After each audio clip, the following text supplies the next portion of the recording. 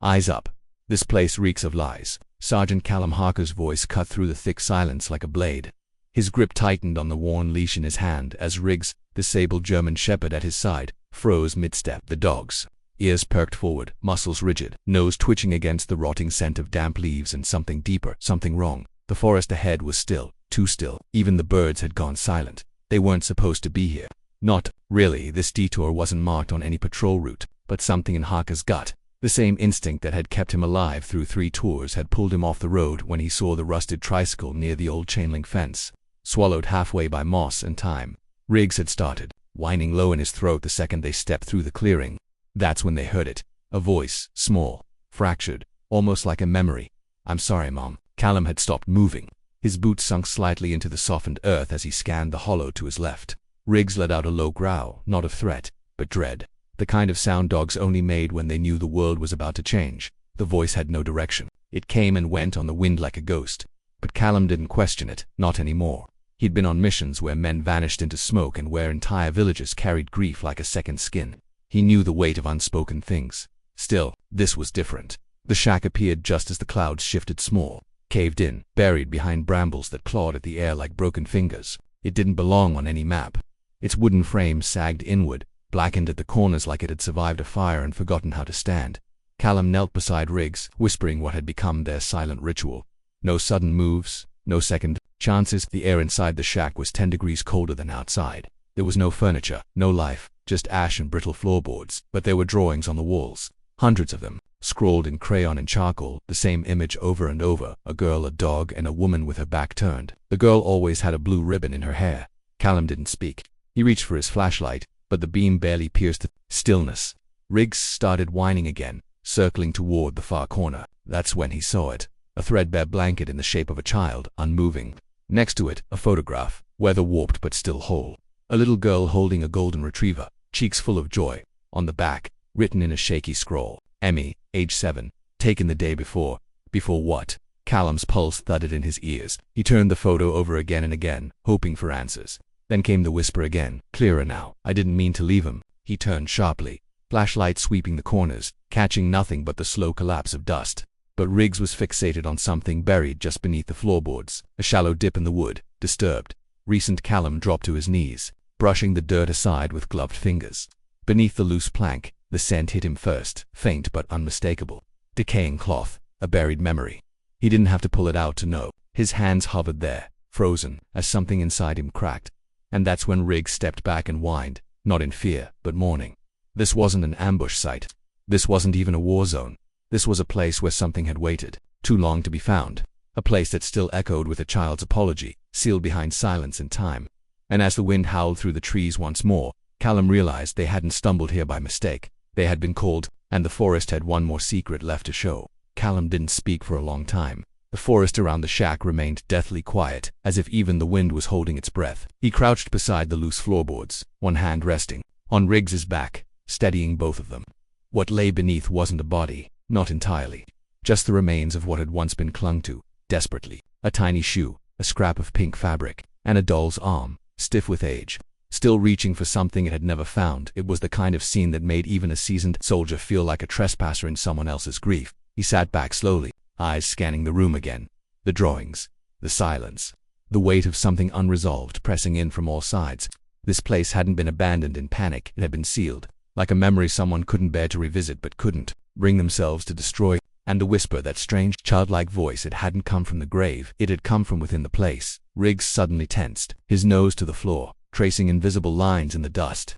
Callum followed as the dog crept toward a back corner of the shack, where the wooden paneling had partially collapsed. It looked like an old storage space, barely large enough to crawl through, but the air that spilled out from behind it was different, stale, metallic, clinging to his skin. Callum pulled out his pocket knife and wedged it between 2 planks. With a groan and a snap, the boards gave way. Behind them lay a dark crawl space, maybe 4 feet high and 10 feet deep, lined with mildewed blankets and scattered scraps of child's clothing. And at the very back, there was a name scratched into the wall, Emmy, again and again, etched in childish capital letters with something sharp and desperate. Callum's breath caught. This wasn't just a hiding spot. This had been her world, her grave and her sanctuary. She had been alive in here. Alone for how long? The flashlight flickered briefly, the battery warning him it had little time left. In that moment, Riggs growled low in his throat, not out of fear but alert. He barked once, sharply, and then froze. And then, from outside, the forest answered a rustle in the underbrush. Barely audible but deliberate, Callum's instincts flared as he backed out of the crawlspace and pulled his sidearm, eyes fixed on the shack's open doorway. The wind had picked up, bringing with it the scent of rain, and something faintly sweet, like rotting sugar. Riggs was at the doorway now, body rigid, hackles raised. Then the sound came again, a soft sob, not a child this time, older, raw, and real. Callum stepped outside slowly, his boot crunching on brittle leaves. The shack stood at the edge of a dry creek bed, twisted trees rising like skeletal fingers into a graying sky. Just beyond the tree line, a figure moved. At first he thought it was another soldier, maybe a civilian, but the way the figure swayed, half collapsing against a branch, told him otherwise. She was barefoot, in jeans soaked up to the knees. Her arms were wrapped around her midsection like she was holding herself together. She looked up, eyes rimmed, red, skin gray with exhaustion. "I tried to come back," she said, voice cracking, "but I never could make it past the fence." Callum didn't lower his weapon. "Not yet. Who are you?" "I'm her sister." The world stopped. She staggered forward, her steps uneven, eyes never leaving the shack behind him. "Emmy. She wasn't supposed to be here that night. We were just playing. Mum told me to watch her for 10 minutes. 10 minutes. And her breath hitched, and she pressed a trembling hand to her mouth. I thought she'd followed me back. I swear I thought she was behind me the whole time, but when I turned around, she was gone. I ran back. I screamed. I searched. No one believed me. They said she wandered into the woods and that was it. She fell to her knees in the dirt. She came back here, didn't she?" Callum didn't answer. He didn't have to. Riggs had sat down now, his ears low, tail still. He felt it too, the shift, the sorrow that was no longer silent. The girl, Emmy, hadn't died in fear. She'd waited for days, maybe longer, waiting for someone to remember, someone to return, and no one had until now. The woman on the ground looked up at him, eyes hollow. "Do you think she forgave me?" Callum holstered his weapon, stepped toward her. His voice came quieter than he expected. "She never blamed you." A gust of wind stirred the trees behind. Them leaves danced across the ground like something exhaling after a long, held breath. The forest wasn't still anymore. It was awake, watching. And as Callum turned back toward the shack, toward the little crawl space, the drawings, the whispered voice, he knew what had truly broken his heart. It wasn't what they'd found, it was what had been waiting all this time to be found. The rain started slow, soft pinpricks against the canopy, gentle enough to be mistaken for mist. But it thickened quickly, cascading through the branches like a curtain pulling down over the scene. Callum stood motionless. In it, rain soaking through the fabric of his jacket, while Riggs pressed against his leg, body tense but no longer afraid. The woman, Anna, she had whispered when asked, had gone quiet, staring blankly toward the shack as if trying to will herself back in time. Callum didn't ask more questions, not yet. He gave her space, crouching again by the open boards of the crawl space. He hadn't noticed it before, but now, under the flashlight's dying flicker, it was clear Emmy hadn't just carved her own name. There was another, scratched with the same clumsy pressure, sometimes overlapping with hers. Lena. Callum stared at the name, frowning. It didn't match anything they'd heard. Anna had mentioned being Emmy's sister, but she had spoken of just one missing child, not two. He turned back toward Anna, but she was still on her knees, face tilted skyward, palms turned open in the dirt like someone surrendering to a force they no longer understood. He looked again at the crawlspace, the cramped blankets, the broken crayons, the faint smell of soot that hadn't faded after all these years. Two girls, one gone, one name spoken, but maybe they had both been here. The storm above cracked. Thunder rolled long and low, a deep, the sound that settled in Callum's ribs. He stepped out of the shack, standing under the eaves, watching Anna as she finally spoke again, voice soft, almost pleading. "There was another girl." Callum barely moved, just waited. "She was always with Emmy. I thought she was imaginary. My mom said lots of kids make up playmates, especially when they're lonely. But Lena, she wasn't just pretend. She followed us." Anna's hands trembled in her lap. "She was at the fence that day when Emmy vanished, just standing there, not blinking. And after that, Emmy stopped talking about her, stopped saying her name. I thought that meant she was gone, but now." Her gaze turned to the shack behind him. "I think they were together. I think she kept Emmy here." Callum felt something shift behind him, not a sound, not a shadow, just a change in the air, like the walls themselves had inhaled. He turned and stepped back inside, running his hand along the edge of the crawlspace. His fingers brushed a patch of wood that felt different, smoother. Someone had sanded it down deliberately, like trying to erase something that had once been carved too deep. He turned his flashlight back on. One last flicker of power. There, just below the names, were tally marks. Dozens of them. Small, sharp slashes running along the wood. Uneven in spacing but patterned. Counted. He called Riggs over, guiding the dog's nose toward the gap. Riggs sniffed once, then twice. before whining low again, but this time his head turned toward the back of the shack, toward a place that hadn't drawn attention until now. A corner of the floor warped beneath a rusted chest. Something about it wasn't right. Callum moved the chest aside. It groaned under its own weight, revealing another loose board, not like the one before. This one had a latch. He pried it open, revealing a hidden compartment. Inside, wrapped in canvas, lay an old tape recorder, one of the boxy handheld types from the early 2000s. Beside it, a single cassette marked in faint ink. Day 11. Callum stared at it. His fingers hovered over the device, then pressed play. For a moment, static, then a voice, young, shaking, still trying to be brave. "This is Emmy. If someone finds this, I'm not mad. I just want Mom to know I tried. I waited. I really did." A pause. Then a second voice. Quieter, cold. "She's not going back. You promised." "No, she didn't mean to leave me." "I know she didn't." "She did." Just like. They all do a sharp bang, a gasp, then nothing. The tape clicked off. Callum's hands shook, but he held the recorder firmly.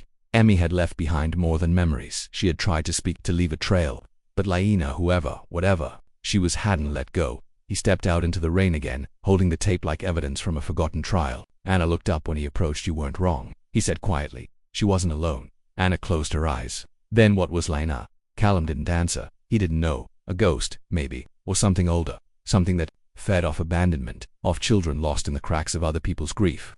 But, whatever she was, she had lived in that shack, in that silence, not just beside Emmy, but through her. Anna stood slowly, her knees unsteady. That it wasn't just a voice I heard all those years. It was warning. Callum nodded once. Rain ran down the brim of his cap, trailing along his jaw. "We're not done here," he said, not because of the mystery, not because of duty, but because something in that shack still lingered. A sorrow that hadn't finished speaking. And maybe, just maybe, there was one more voice waiting to be heard before this place could let go of the past. By the time they reached the ridge above the shack, the rain had thinned to a cold mist, barely clinging to the trees. The forest below sat like a breath held too long, quiet, but restless. Callum stood at the edge of the slope, staring back at the old structure swallowed in branches and shadow. Anna stood beside him, arms crossed tightly, her body shaking, less from the cold and more from something she didn't yet understand. Riggs paced behind them, nose to the ground, tail stiff as a rod. He was tracking something, not scent, not fear movement. Callum didn't speak for several minutes. He had learned long ago that answers never arrived in the noise. They waited in stillness, buried beneath layers of things people didn't want to remember. And here, in this forest, memory hung in the air like fog. He looked down again at the recorder in his hand, now silent, its message spent, but it wasn't the end of the story, just a breadcrumb. And Riggs had already picked up the next. They followed. The dogs lead deeper into the woods, away from the shack, away from the signs of human life. No trails, no prints, only broken branches, claw marks on bark too high for any animal that should have been here. And then they reached it, a clearing too perfect to be natural, a circle, with earth stripped bare, no leaves, no undergrowth, just soaked soil, and in its center, a stone dot. It wasn't large or carved, just placed, as if someone or something had buried something beneath it and wanted the world to know without ever saying it aloud. Anna's breath caught as she stepped closer. This is where she ended it, isn't it? Callum didn't answer right away. He crouched beside the stone and ran a gloved hand along its surface. It was smooth, worn not by rain, by hands, small ones, over and over again, pressing, clutching, like they needed it to stay. Riggs stood at the edge of the circle, body trembling slightly, not out of fear. It was deeper, older, the kind of dread animals carry from a place they don't belong. He let out one bark, sharp, urgent, then began to back away. That's when they heard it again. Not a whisper this time, not sorrow, a laugh, soft, childlike but hollow. The sound echoed from nowhere and everywhere, and it wasn't coming from the shack. It was above them. Callum's head snapped upward.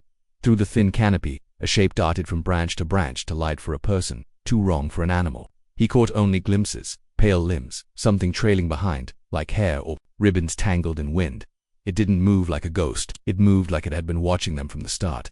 Anna backed into him, her voice cracked. "It's her. It's Laina." "No," Callum said, eyes fixed on the branches. "Laina died a long time ago." The shape dropped from the trees with unnatural grace, landing just beyond the circle. For a moment, they saw her, a child's frame, no more than 7 or 8, wet dress clinging to her legs, head tilted to one side like it no longer fit on her shoulders. Her face was wrong, blurred at the edges, like memory losing focus. But her eyes, they were real, too real, dark and still, and ancient. Anna froze. "That's not Emmy's friend." Callum stepped forward instinctively, placing himself between the girl and Anna. Riggs began to growl, his body a taut wire, but the girl didn't move. She just stared at them, and then she spoke. "She's not here anymore." Her voice didn't match her face. It was deep, echoed, like many voices speaking as one. And beneath it all, that same cruel lilt that had been on the tape. I kept her safe. She was mine. Callum clenched his jaw. You buried her here. The girl's smile widened so wide she wanted to leave. That's not allowed. And with that, she took a step forward, but couldn't cross the circle. The realization came in a flash. The stone, the bare ground, the markings. This was a boundary. Not to hide something, but to contain it. Emmy hadn't just died here. She had tried to trap whatever Lena had become. Her final act hadn't been surrender, it had been resistance. Callum pulled Anna back. We're leaving now. But the girl moved again, circling the edge of the stone, watching them with hunger in her eyes. You came back, she whispered. You always come back. Then, as if recoiling from something unseen, the girl's form began to flicker. The trees groaned. The wind howled through them like it was chasing something away. Callum turned just as Riggs began to bark furiously. Not at the girl, but at the shadows moving behind them. They weren't alone. Any more dot figures stood between the trees, still, barely formed. Shapes of children, dozens of them, watching, silent. Their presence wasn't malevolent. They weren't here for revenge. They were here because they had been held bound to a story that had never ended. Lena wasn't a ghost. She was a parasite, something that clung to forgotten children and fed on what was left of them. And now, she was unraveling. The rain stopped completely, and then the girl vanished. No scream, no movement. Just gone. The forest exhaled. The figures in the trees slowly faded, as if granted permission to step out of the story. Anna collapsed to her knees. Her shoulders shook, not from sobbing but from the hollow space that follows a release long denied. Callum dropped beside her for the first time. There was no voice, no whisper, only quiet. Riggs sat beside them, ears lowered, still alert, but calm. It was over. For now morning came slowly through the trees, filtered through fog and rain-soaked leaves. The air was softer now, stripped of the weight it had carried for so long. Callum stood with his back to the clearing, watching the light touch the forest floor where the stone still sat undisturbed, but no longer heavy with silence. Riggs lay beside him, calm for the first time in hours, head resting on his paws. Watching Anna from a distance, she hadn't spoken since Lena vanished. There was nothing left to chase, no shadows to confront. The thing that had kept Emmy and perhaps others trapped in that liminal silence was gone. Not destroyed, but dissolved, like a dream breaking apart with daylight. What lingered now wasn't fear or mystery. It was something harder to hold. Regret, remorse, the ache of time lost, but not entirely wasted. Anna knelt beside the stone, her fingers gently brushing its moss-covered edge. She didn't cry. Her face had passed through that stage hours ago. What remained was a kind of hollow reverence, the realization that her little sister hadn't been lost. She had been left behind in the margins of grief, in the cracks of memory no one dared revisit. But she hadn't been silent. She had drawn, scratched, recorded, whispered, anything to be heard. She had fought, and in the end, it had been her own will that built the trap, sealed the stone, and held something far older and crueler at bay. Callum walked over quietly, kneeling beside Anna, his voice low but steady. She was stronger than anyone gave her credit for. Anna didn't look at him. She kept her eyes on the stone, her fingers now still. She must have been so scared. She probably was, Callum said. But she wasn't alone, not really. Anna glanced toward Riggs then, and then toward the trees, as if expecting the faint sound of laughter or breath. But there was nothing. Just peace. And the forest. Finally, at rest, they left the clearing in silence. No one marked the trail, no tape, no signs. It didn't feel like a place to revisit. Not out of fear, but because some places are meant to be closed gently, not reopened. Back at the edge of the forest, just beyond the old chain-link fence where Callum had first spotted the rusted tricycle, they stopped. Anna looked back one last time. She waited for me. She said she waited to be let go, Callum replied. The weight of those words settled into the quiet between them. This wasn't just the story of a missing girl. It was the story of what happens when grief is left unattended, when memory is buried too deep, and pain festers into something that becomes its own shape. Emmy had never stopped loving, never stopped hoping. Even as the world around her forgot, she had remembered what mattered. Her voice had not been weak, it had been persistent. Enough to reach through years, enough to break through silence, enough to call back the one person she still believed would return. That as they reached the ranger station down the road, Callum removed the cassette from his pack and slipped it into a marked evidence bag. He hesitated before sealing it, then pulled it back out and looked at it once more. Day 11, it read. But it wasn't the end. It was her beginning. Donna stood nearby, arms folded, face lifted to the pale sky. Her voice was quiet but steady. Now I don't want to be the girl who ran away anymore. You weren't, Callum said. You were a child. She waited anyway, Anna whispered. She trusted me, she still does. It wasn't comfort. It wasn't closure, but it was truth. And it was enough. Callum didn't tell anyone about the thing they saw in the trees. The girl who wasn't a girl. The laughter that echoed without joy. He didn't file it in the official report. The shack would be condemned. The land reclaimed. But the story, the real story, would stay where it belonged. In memory. In the weight of what was felt, not seen. 2 weeks later, Anna returned alone. No cameras, no ceremony. Just a ribbon, the same pale blue Emmy always wore in the drawings, and a small jar of wildflowers.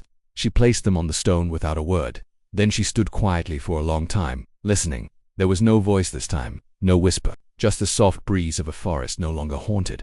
Before leaving, she carved one line into the bark of the nearest tree, just a single sentence. She was never lost. We just stopped looking. And with that, the story ended. But not the memory. Because some voices don't disappear, they wait, gently, in the places we're afraid to return, not to punish, not even to remind, just to be known again, and sometimes, that's all a soul needs to rest.